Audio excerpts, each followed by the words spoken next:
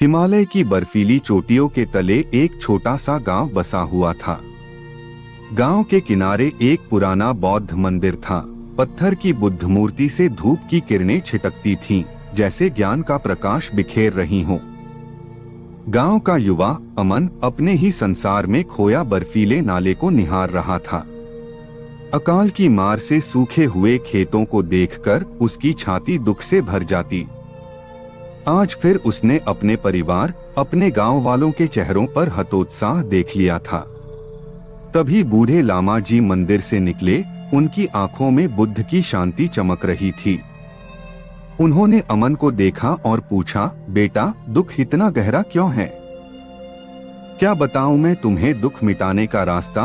अमन ने पथराई आवाज में कहा, लामा जी, सूखा पड़ा है, खेती तबाह हो गई है, हमारे पास कुछ नहीं बचा सिवाय हताशा के। लामा जी मुस्कुराए और बोले, अमन, दुख एक बर्फानी तूफान है जो आकर गुजर जाता है, मगर ये हमें सिर्फ बताता है कि किस पहाड़ को फाड़ना है, किस नदी को पार करना है। हम हार नहीं मान सकते, हमें रास्ता बनाना होगा। अमन की आंखों में एक चिंगारी जगी। उसने पूछा, लेकिन कैसे लामा जी? सारे रास्ते बंद हैं। लामा जी ने नाले की ओर इशारा किया और बोले, देखो अमन, ये बर्फीला नाला कितना शक्तिशाली है, पर पहाड़ उसकी राह नहीं रोक पाते। तुम भी उसी तरह बनो। इस सूखे को हराने के लिए तुम्हें अपनी नदी बनानी होगी, अपने नखल खोदने होंगे। अमन समझ गया। उसने लामा जी से विदा ली और गांव वालों को इकट्ठा किया। लामा जी के शब्दों की अग्नि उनके भीतर भी भड़क चुकी थी। उन्होंने मिलकर बर्फ काटना शुरू किया, नाले को मोड़ा, नहरें बनाई। हार नहीं मानी, बल्कि सूखे के पहाड़ को फाड़ते चले गए। महीनों की कठिन मेहनत के बाद बर्फ पिघली, नहरों में पानी दौड़ा, सूखे हुए खेत फिर हरे भरे हो गए। गांव वालों के चेहरों पर हर्ष का सागर लहराया। बूढ़े लामा जी उनके बीच हंसते हुए खड़े थे। उनकी आंखों में बुद्ध का प्रकाश और भी तेज हो गया था।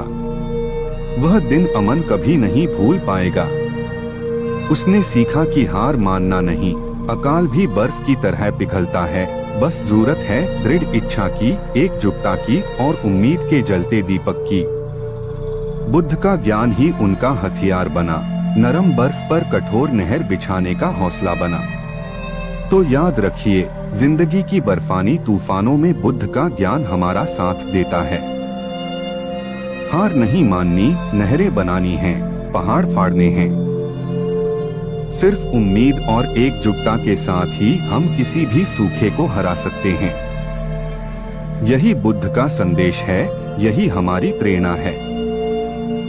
उम्मीद है कहानी आपको पसंद आएगी। यदि आप किसी प्रकार का बदलाव चाहते हैं तो कमेंट करें। आपकी राय का तहे दिल से धन्यवाद। यदि कहानी आपको पसंद आई तो चैनल को लाइक और सब्सक्राइब करें। आपको कहानी कैसी लगी? आप अपनी प्रतिक्रिया अवश्य दें। आपकी प्रतिक्रिया और क्रिया दोनों का इंतजार रहेगा। शुभकामनाएं।